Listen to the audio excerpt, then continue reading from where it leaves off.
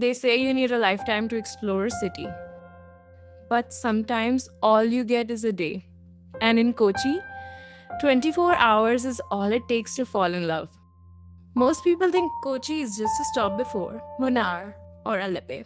But what if I told you even one day here can feel like a complete travel experience? Welcome to Cochin on Pallavi Travel Life. We reached Kochi in the morning, tired from the journey, so we didn't rush. Dropped our bags, took some rest, and just let the day slow down a bit. Because sometimes the best travel decisions are the unplanned, slow ones. By evening, after recharging, we finally stepped out to explore Kochi and decided to start with something unique, the Kochi Water Metro. We started our ride from Kakanad to Vittila. If you're planning to go directly towards Fort Kochi, you can take the route to Vaipin. If that route is closed, you can come till High Court and then take a cab from there. On our day, there was some work going on, so only the Kakanad to Vittila route was operational. But honestly, even that short ride was worth it. The visibility was a little low as it got darker, but the experience calm, peaceful, and super clean. Modern boats, smooth ride, and a completely different vibe from the usual city travel.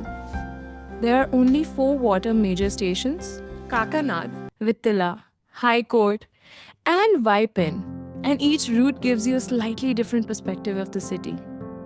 From Vittila, we headed straight to Jew Street. By the time we reached, it was almost dark. But we still wanted to go because the night gives Jew Street a completely cinematic vibe.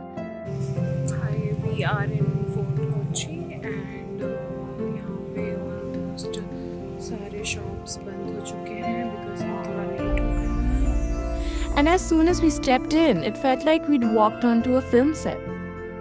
There was only few people anyone around. Just us, the old architecture, and that magical lighting in the background. It was peaceful, almost surreal. We spent nearly half an hour there, just walking, clicking photos, letting the vibe sink in. It's one of those places you don't want to leave. If you wanted to enjoy Cochin and night vibes, Jew Street is one you must try. After that, we called it a night and headed to a hotel, Novotel, Kochi. I'll be sharing a full review of the stay in another video very soon. Kerala में हिंदू है okay वो केरला में Christians ज़्यादा वो हिंदू है तीन Christian Okay. Next day, we started early because we had a lot to cover in just one day. We began with Fort Kochi, and instantly, the vibe felt completely different. Fort Kochi beach wasn't just about the view, it was calm, slow, almost like time moves differently here. And then, the iconic Chinese fishing nets, simple in design, but watching them against the sea, it just feels timeless. It's not your typical sandy beach, it's more about the atmosphere. The shore is lined with the famous Chinese fishing nets, which have been here for centuries, introduced by traders from the court of Kublai Khan. Watching them being lowered into the water, using massive teak wood and stone counterweights, feels like stepping back in time. There's a rawness here, a quiet strength. It's calm, historic, and incredibly photogenic. We then explored the Indian Maritime Museum.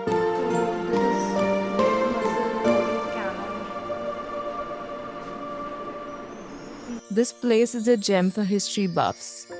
The museum traces India's maritime history from the Indus Valley civilization to modern naval operations.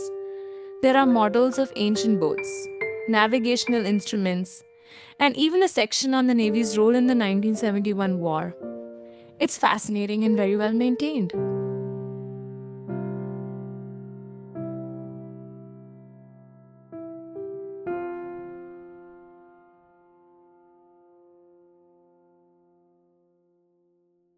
From there, we visited Santa Cruz Basilica, This is one of the oldest churches in India, originally built in 1505 by the Portuguese, later reconstructed in the late 19th century.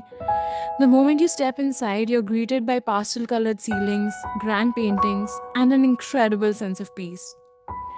Even if you're not religious, the architecture alone is worth the visit. It's a reminder of Kochi's deep colonial history. We then wandered into the synagogue area, also known as Jewtown, one of the most culturally rich parts of Kochi. Narrow lanes, old buildings, and that vintage charm. The history here runs deep. The Jewish community settled in Kochi over 500 years ago. Now, about Paradesi Synagogue. It was built in 1568 and is the oldest active synagogue in the Commonwealth. Located in Matancheri, Kochi, the synagogue was established by Sephardic foreign Jews, which is why the name Pardesi means foreigners. It is the only functioning synagogue in Kochi today, known for its unique features like Chinese hand-painted tiles and Belgian chandeliers.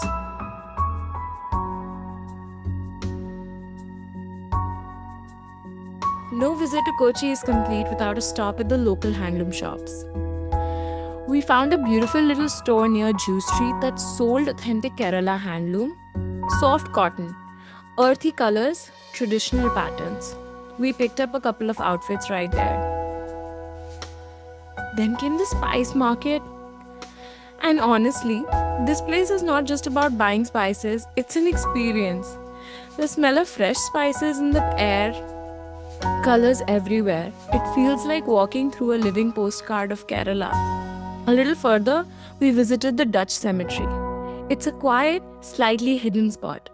Overgrown graves dating back to the 17th and 18th centuries. The Dutch established it when they took over from the Portuguese. It's not a flashy tourist spot, but if you appreciate history, it's a humbling place.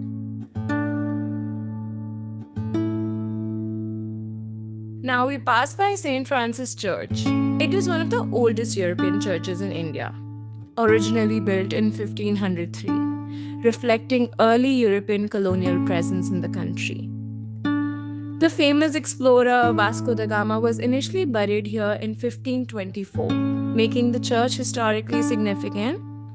The church witnessed multiple colonial phases, Portuguese, Dutch, and British rule, and was later converted by the Dutch into a Protestant church. We then passed by Vasco House, one of the oldest surviving Portuguese residences here in Fort Kochi. Located in Kochi, Kerala, this place carries a deep sense of history. It's believed by some that the famous explorer Vasco da Gama once stayed here. And the interesting part is, you can actually stay here too if you want to experience this heritage vibe for yourself. You can easily book it online through platforms like Make My Trip, Airbnb, or Agoda. Just imagine spending a night inside one of the oldest Portuguese houses in India, feeling that old world charm all around you. It's not just a stay, it's like stepping into history. We then arrived at Matancheri Palace, also known as the Dutch Palace. Located in the heart of Fort Kochi, this place is a beautiful blend of history, art, and culture. Originally built by the Portuguese in 1555, it was gifted to the King of Cochin.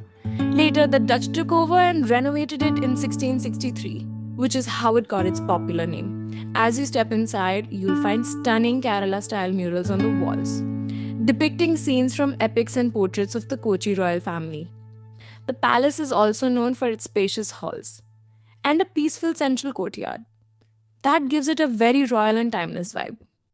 The palace is open from 10 a.m. to 5 p.m. and remains closed on Fridays. It's also part of UNESCO's tentative World Heritage List, which makes it even more special. And just like that, we had covered so much in just one day. And that's how we explored Kochi in just 24 hours. From the beach to the nets, museums to markets, history to handloom. Honestly, it's not just a stop, it's an experience. And the best part? Kochi isn't just a destination, it's a launch pad. From here, you can head to the misty hills of Munnar, the peaceful backwaters of Aleppi, or even travel to Coimbatore, which is the gateway to Ooty. So whether you have a week or just a day, Kochi will leave you with memories that stay. And if you're planning a Kerala trip and feeling confused, drop a comment. I'll try to help you with whatever I can based on my own experience from this journey. This was my complete 24-hour journey in Kochi. And honestly, in just one day, it gave me memories I'll never forget. Moments like these remind you that you don't always need more time to travel to sometimes, you just need the right experience. Till then, stay connected. See you in the next frame.